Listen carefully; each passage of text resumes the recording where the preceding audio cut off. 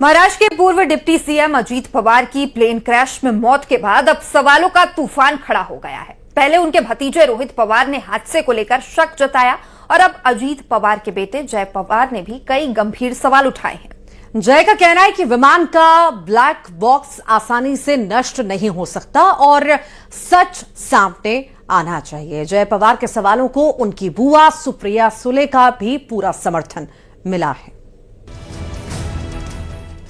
महाराष्ट्र के पूर्व deputy CM Ajit Pawar की प्लेन क्रैश में मौत के बाद से ही उनके परिवार के लोग हादसे पर सवाल उठा रहे हैं। पहले उनके भतीजे रोहित पवार ने प्लेन क्रैश को लेकर साजिश की आशंका जाहिर की और अब उनके बेटे जय पवार ने भी खुलकर जांच की मांग कर दी। अजीत पवार के बेटे जय पवार ने सोशल मीडिया पर लिखा कि विमान हादसे में ब्लैक बॉक्स आसानी से नष्ट नहीं हो सकता, इसीलिए हादसे की सच्चाई महाराष्ट्र की जनता को पता चलनी चाहिए। जय पवार ने प्लेन ऑपरेट करने वाली वीएसआर एयरवेज पर तत्काल बैन की मांग की है और कंपनी की संभावित गड़बड़ियों की जांच भी करवाई जाए। अजीत पवार के बेटे जय पवार का यह बयान उस वक्त पर सामने आया है जब उनकी मां और महाराष्ट्र के डिप्टी सीएम सुनेत्रा पवार और एनसीपी नेताओं ने मुख्यमंत्री देवेंद्र फडणवीस से मिलकर अजीत पवार प्लेन क्रैश मामले की सीबीआई जांच की मांग की है। अजीत पवार के भतीजे रोहित पहले ही इस हादसे को लेकर जानबूझकर की गई गतिविधि की आशंका जता चुके हैं। रोहित पवार ने हादसे के वक्त विमान उड़ा रहे कैप्टन सुमित कपूर के ट्रैक रिकॉर्ड पर भी सवाल उठाए, जिन पर पहले शराब पीकर उड़ान भरने के आरोप में 3 साल का सस्पेंशन लग चुका था। यानी अजीत पवार का परिवार सवालों की बौछार कर रहा है। रोहित पवार के बाद अब अजीत पवार के बेटे जय पवार के सवालों को उनकी बुआ और एनसीपी नेता सुप्रिया सुले का समर्थन मिला है। सुप्रिया सुले ने न सिर्फ जय पवार के सवालों का समर्थन किया बल्कि सुरक्षा का बड़ा मुद्दा उठा दिया। सुप्रिया सुले के मुताबिक जिस तरह रोहित पवार इस हादसे की गहराई तक जाकर जानकारी जुटा रहे हैं, उसके बाद उनकी सुरक्षा बढ़ाई जानी चाहिए। आपने देखा पार्थ और जय बड़ी दुख उनको हुआ है, उनके जिस तरह से दादा का एक्सीडेंट हुआ है किसी को आज भी विश्वास नहीं हो रहा है जिस तरह से वो क्रैश हुआ है। तो कल जय ने भी उसकी भावना कल उन्होंने भी ट्वीट किया है।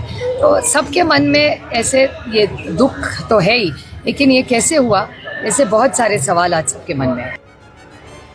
यानी अब सवाल सिर्फ विमान हादसे तक सीमित नहीं बल्कि सुरक्षा तक पहुंच चुका है। महाराष्ट्र की राजनीति में एक तरफ सन्नाटा है तो दूसरी तरफ अजीत पवार प्लेन क्रैश को लेकर सवालों का तूफान है। अजीत पवार के परिवार वालों की आशंका पर उद्धव ठाकरे गुट की भी मुहर लगी है। इस बीच AAIB यानी कि एयरक्राफ्ट एक्सीडेंट इन्वेस्टिगेशन ब्यूरो ने भी पुष्टि की है कि कॉकपिट वॉइस रिकॉर्डर से डेटा निकालने के लिए विशेष प्रक्रिया अपनाई जा रही है। मतलब एक तरफ जांच हो रही है, दूसरी तरफ पवार परिवार की तरफ से विमान हादसे को लेकर आशंका जाहिर की जा रही है। इन सब के बीच सवाल वही है कि क्या ये विमान हादसा था या इसके पीछे कोई और कहानी है। इसका जवाब अब जांच एजेंसियों पर है और पूरा महाराष्ट्र इस जवाब का इंतजार कर रहा है।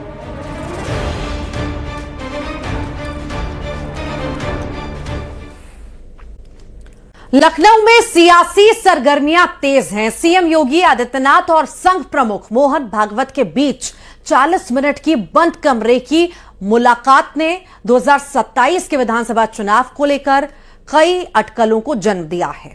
क्या ये सिर्फ शिष्टाचार था या फिर 2027 की चुनावी रणनीति की नींव? आइए समझते हैं इस मुलाकात के राजनीतिक मायने।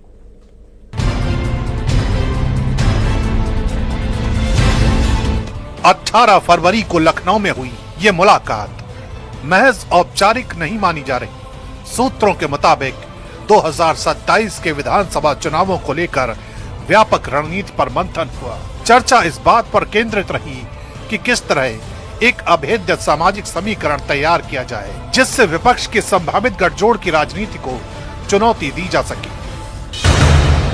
संगठन और सरकार के बीच बेहतर तालमेल, बूथ स्तर पर सक्रियता और कोर वोट बैंक को और सशक्त करने की रूपरेखा पर बात हुई। माना जा रहा है कि ये बैठक चुनावी तैयारी के पहले चरण की गंभीर रणनीतिक कवायद थी।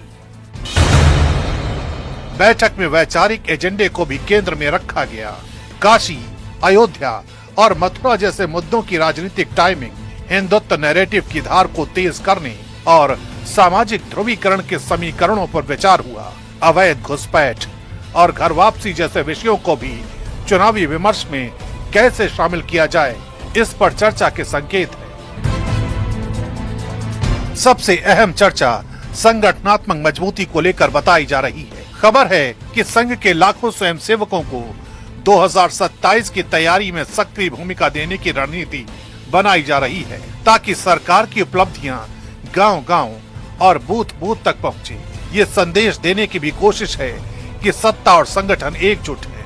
राजनीतिक विश्लेषकों के मुताबिक 2027 का चुनाव सिर्फ सत्ता का नहीं, बल्कि वैचारिक वर्चस्व का भी होगा। लखनऊ की ये 40 मिनट की बैठक आने वाले महीनों की राजनीति की दिशा तय कर सकती है। नमस्कार, न्यूज 18 पर खबर असरदार देख रहे हैं आप और मैं हूं आपके साथ सृष्टि शेखर। और शुरुआत संघ प्रमुख मोहन भागवत के बयान की, जिस पर सियासी पारा चढ़ा हुआ है। ओवैसी की पार्टी के नेता इम्तियाज जलील ने मोहन भागवत की तुलना अजलम कसाब से कर दी है और यही से विवाद भड़क उठा है। बयान पर तीखी प्रतिक्रियाएं आ रही हैं। सवाल है, क्या ये राजनीतिक आक्रामकता है या मर्यादा की रेखा पार की गई है?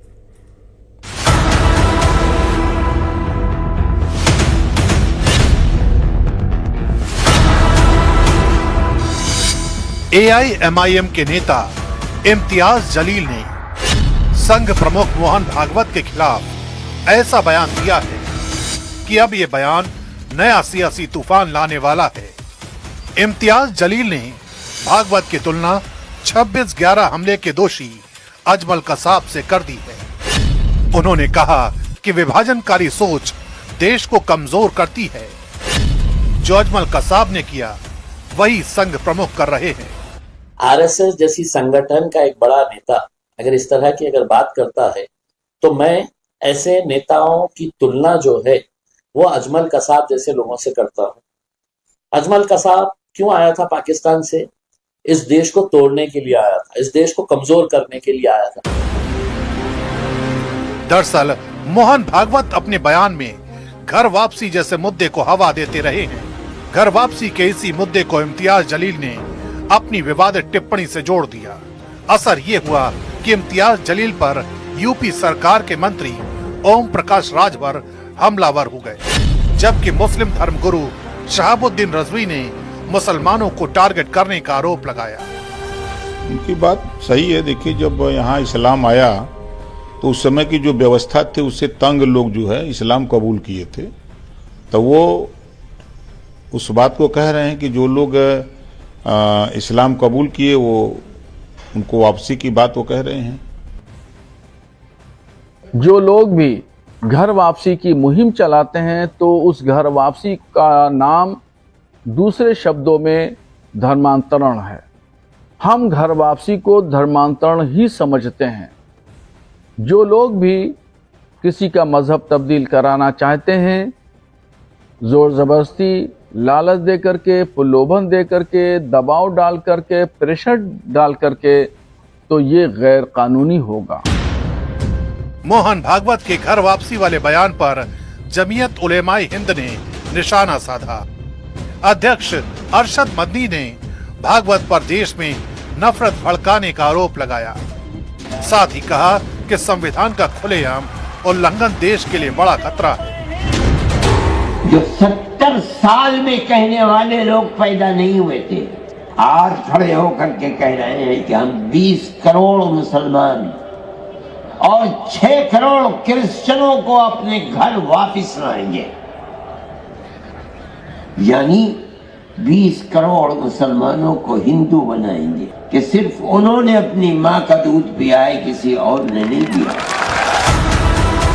इस पूरे विवाद ने एक बार फिर राजनीतिक भाषा की मर्यादा पर सवाल खड़े कर दिए। क्या आक्रामक बयानबाजी वोट की रणनीति है या वैचारिक संघर्ष का नया रूप? फिलहाल जलील के बयान ने सियासत में हलचल मचा दी। आने वाले दिनों में यह मुद्दा और तूल पकड़ सकता है, क्योंकि दोनों पक्ष अपनी अपनी व्याख्या के साथ मैदान में डटे हैं।